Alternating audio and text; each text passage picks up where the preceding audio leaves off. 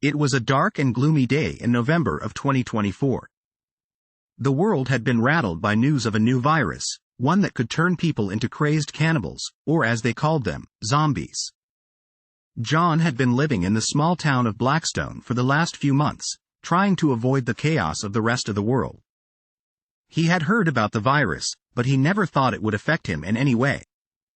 He spent most of his days working at his small diner, where the only customers were the usual loyal regulars.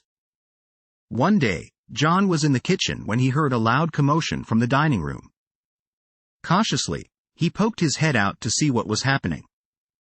He was horrified to find that one of his loyal customers had suddenly transformed into a zombie, attacking the other customers and biting them.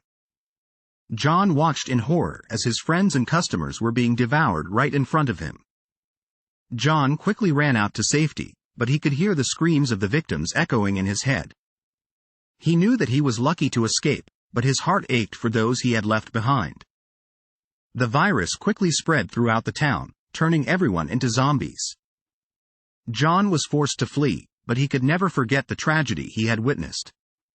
He was devastated by the brutal loss of life and felt a deep sorrow for those he had been unable to save. John vowed to never forget what had happened. He dedicated his life to finding a cure for the virus, so that no one else would ever have to go through the same experience.